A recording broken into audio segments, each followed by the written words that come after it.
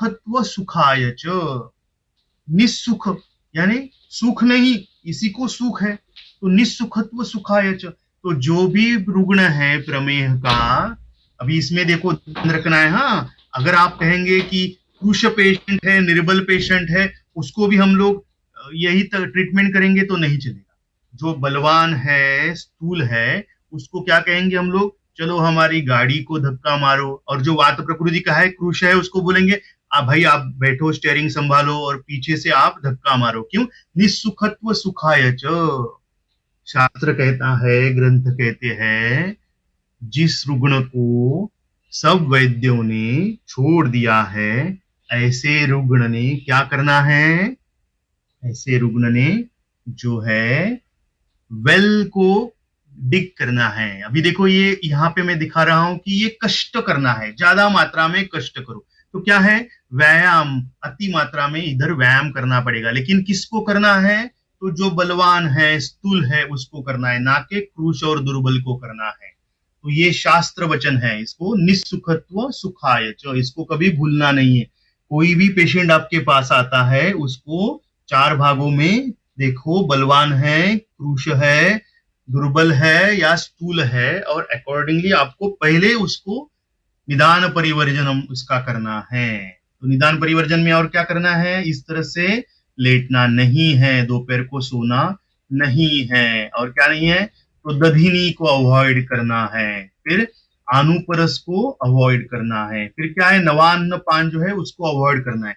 पुराने जमाने में क्या करते थे? धान को इस तरह से बचा के रखते थे, ताकि क्या होता है, जैसे देखो गेहूं और ज्वारी बाजरी, हम लोग क्या करते हैं? गेहूं की रोटी बनाते हैं और ज्वारी बाजरी की भाकरी बनाते हैं। तो क्या फर्क है गेहूं और भाकरी में? गेहूं खाने से वजन बढ़ती है, और यानी गेहूं की रोटी खाने से, ना कि गेहूं खाने से। और ज्वारी बाजरी का भाकरी खाएंगे तो क्या होगा? वेट नहीं बढ़ेगा। क्यों नहीं बढ़ेगा? क्योंकि जलीय अंश जो है रोटी में रहेगा और भाकरी में जलीय अंश नहीं रहेगा। तो जितना पूरा तन हो जाएगा, 1 साल 2 साल रखेंगे धान को, तो उसमें जो है हल्कापन आएगा। तो पानी को भी आपको इस तरह से लेना है, डायरेक्टली नहीं लेना है, ताकि इसमें क्या होगा, तल में सब उसके जो है, उसमें जो कण है वो नीचे जाएंगे, उसमें जो स्थूलता है, गुरुत्व है, सब नीचे जाएगा, और जो सूक्ष्म है या फिर जो चल है या फिर जो लघु है, वो पानी हम लोगों को पीना है। तो रात का पहला अवसर जो है, उसमें रात को लोग आइसक्रीम खाते हैं, दूध पीते हैं, पानी पीते हैं। तो ये जो कफ बढ़ाने वाली चीजें हैं, रात के पहले अवसर में नहीं। वैसे ही सुबह के पहले अवसर में नहीं। क्यों? क्योंकि ये कफ का काल है। कफकृच्च सर्वम, बस हम लोगों को इतना ही ध्यान रखना है। चिकित्सा तत्व क्या है? कफकृच्च सर्वम के विरोधी करो। तो वसंत ऋतु में भी ये सब चीजें नहीं करनी है। दोपहर को नहीं सोना है, और मिष्ठान्न जो है वो भी नहीं खाने। शास्त्र में जैसे ये भी कहा है व्यायाम के बारे में, वैसे शिलाजित का भी उल्लेख है। कैसे है शिलाजित? कटु तिक्त कषाय रस अनुष्ण वीर्य तिक्त विपाक वाला है, और वृक्ष और गुरु गुणधर्मी होके भी सर्व धातुओं कार्य करतो, मूत्रवह और मेदोवह स्त्रोतों में विशेष कार्यकारित्व है। शास्त्र कहता है कि जिस रुग्णों को कोई चिकित्सा नहीं कर पाता है, उसको शिलाजितु जरूर खिलाइए। कितनी मात्रा में खिलाइए? ज्यादा मात्रा में। कितनी ज्यादा मात्रा? तो 1 महीने में आप उसको 400 ग्राम तक भी दे सकते हो। तो इसको कैलकुलेट करना पड़ेगा। मैंने कहा इसलिए 400 ग्राम डायरेक्टली नहीं दे सकते, उसको विभाजित करना है, पर डे उसका डोज कैलकुलेट करके, दोष दुष्यम सब देख के, बल अबल सब देख के उसकी मात्रा डिसाइड करनी। शास्त्र का चिकित्सा तत्व और भी है। स्थूलहा प्रमेहि बलवान है का, कृशस्ततैव व परिदुर्बलश्च, संब्रूहणम तत्र कृशस्य कार्यम। तो यहाँ पे कृश जो है, दुर्बल है, उसका संब्रूहणम करो। संशोधनम दोष बलाधिकस्य, दोष बल जो है, दोष बलाधिक है तो उसका संशोधन करो। कैसे करो? तो देखो इस तरह से, ये मड़ को किस तरह से साफ कर रहे हैं, हम लोग भी ऐसे ही है, साफ सफाई करने वाले, हम पंचकर्म करने वाले लोग हैं। क्या करते हम? मेहिनो बलिनहा कुर्यात आदौ वमन रेचने स्निग्धस्य सर्षप अरिष्ट निकुंभाक्ष करंजयी। तो इनमें भी प्रमेह में एक जगह पे कहा गया है कि ये सर्व प्रमेह जो है इनको शोधन मत करो, इनका पाचन करो। और एक जगह पे शास्त्र कहता है कि इनका पहले जो बलवान है उनको वमन विरेचन बस्ती करो। कैसे कराना है वमन विरेचन बस्ती? तो जैसे हम लोग स्नेहपान कराते हैं वैसे करना है? नहीं करना है। इसमें जो है उष्ण और तीक्ष्ण गुण वाले तैल जो है, जैसे दंती तैल, उसका अल्प मात्रा में वापर स्नेहनार्थ करना चाहिए। शास्त्र कहता है गुड़ आनुप आमीष क्षीर तिल माश सुरा दधि कुष्ठ शोक प्रमेहिषु स्नेहार्थ न प्रकल्पयेद। इनका यूज मत करो। तो कैसा, किसका यूज करो? तो जैसा दंती जैसा तेल है उसका अल्प मात्रा में इसका यूज करो स्नेहनार्थम। मदन फल के साथ जंबू रस का यूज करो, ताकि जंबू रस जो है वो बाद में सर्व शरीर में जाके प्रमेह की संप्राप्ति का भंग करने में हेल्प करेगा।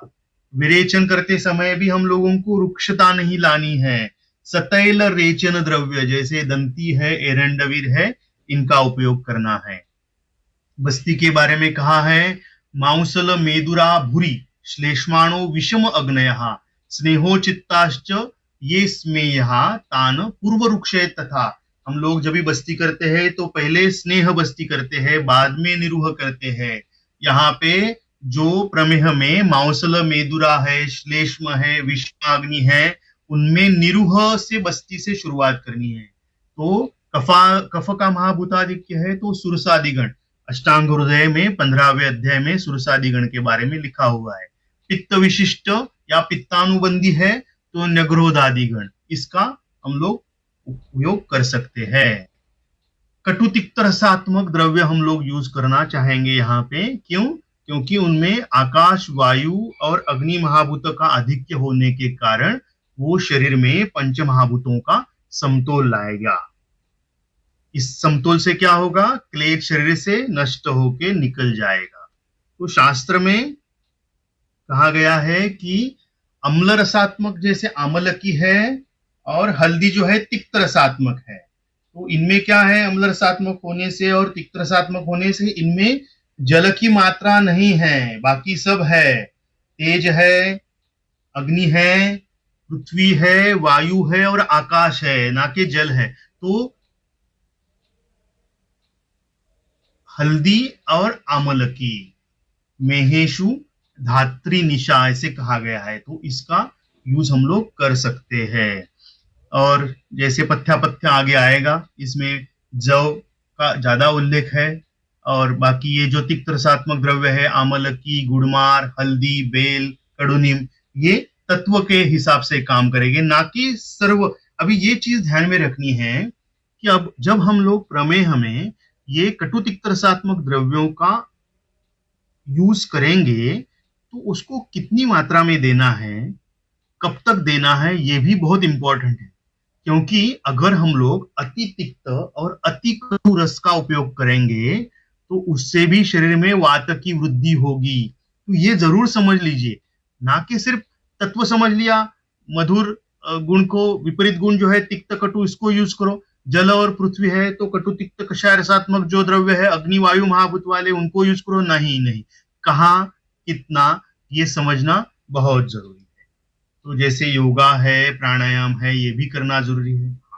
अभी सबसे इंपॉर्टेंट ये है कि आपके पास जब रुग्ण आते हैं तो जैसे मैंने शुरुआत में कहा था कि वो क्या ऐसे नहीं कहते कि डॉक्टर हमें प्रमेह है, वो क्या कहते हैं?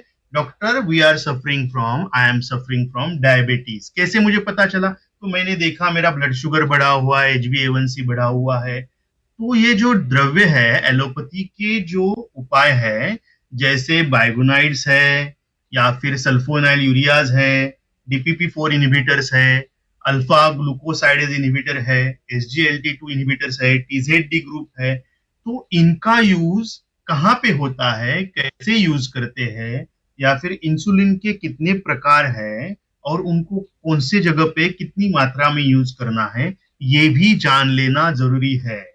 क्यों जरूरी है? क्योंकि जब भी रुग्ण आपके पास आता है तो वो उसके जो मेडिसिन है वो तुरंत बंद तो नहीं करता। तो आपको मालूम होना जरूरी है कि कौन सा द्रव्य कहाँ पे काम कर रहा है, ताकि जो DPP4 इनहिबिटर्स है वो इंसुलिन सिक्रीशन करने के लिए काम में आते हैं। सल्फोनाइल यूरियाज भी इंसुलिन सिक्रीशन करने में काम आती है। बाइगोनॉइड्स या फिर टीजेडी ग्रुप है, ये जो है वो इंसुलिन रेजिस्टेंस कम करने में मदद करती है। तो उनमें सूक्ष्मतः कहीं पे कफ पित्त वात की वृद्धि हो रही है नहीं हो रही, इसका विचार सूक्ष्म लेवल पे करना जरूरी है। और ये जानकारी होने से इसमें हम लोग डोज को कम ज्यादा कर सकते हैं, ना कि तुरंत पूरी तरह से बंद कर दिया और अपनी आयुर्वेदिक चिकित्सा की, तो ये प्रैक्टिकली नहीं होगा, ये मत करो। 22 साल से मैं प्रैक्टिस कर रहा हूं और कभी भी ऐसी चीज नहीं की। और जिन्होंने जो चीज की उन्होंने क्या किया, डायबिटीज के पेशेंट्स को कॉम्प्लिकेशंस में ढकेल दिया। क्यों ढकेल दिया? क्योंकि बॉडी को मालूम नहीं है इसको डायबिटीज कहना है या प्रमेह कहना है या मधुमेह कहना है या सिकतामेह कहना है या फिर और क्या कहना है। उसको सिर्फ ये समझ में आ रहा है कि भाई मेरे शरीर में मधुर रस की मात्रा बढ़ गई है और उसकी वजह से मेरे जो सेल्स है, मेरे सेल्स का स्ट्रक्चर है वो डिटोरिएट हो रहा है, बेसमेंट मेम्ब्रेन अगर जाड़ा हो रहा है और अगर ब्लड सप्लाई को ऑब्स्ट्रक्शन हो रही है, तो अगर आप सडनली कोई ड्रग्स विड्रॉ करोगे तो आप पेशेंट को कॉम्प्लिकेशंस में ढकेल दोगे। तो ऐसा करना गलत रहेगा। इसलिए जब भी कोई चिकित्सा करेंगे तो चिकित्सा तत्व करते समय कौन सा दोष ज्यादा मात्रा में है ये देख लीजिए, कौन सी अवस्था में, व्याधि की अवस्था कौन सी है, कफात्मक है, पित्तात्मक है, वात बढ़ चुका है, दुष्य कौन से है, शरीर का बल कैसे है, संप्राप्ति किस तरह से हुई है, और हर एक की संप्राप्ति व्यक्ति साधर में बदलती रहेगी। चिकित्सेचा अति वापर नहीं करना चाहिए। तो ये चीजें बिल्कुल नहीं भूलना है। और ये सब जानने के बाद योजकस्तु दुर्लभा, तत्व एक बार समझ में आया, संप्राप्ति निदान समझ में आया और एक बार चिकित्सा तत्व समझ में आया, तो द्रव्य तो बहुत सारे हैं, योजकस्तु दुर्लभा। धन्यवाद।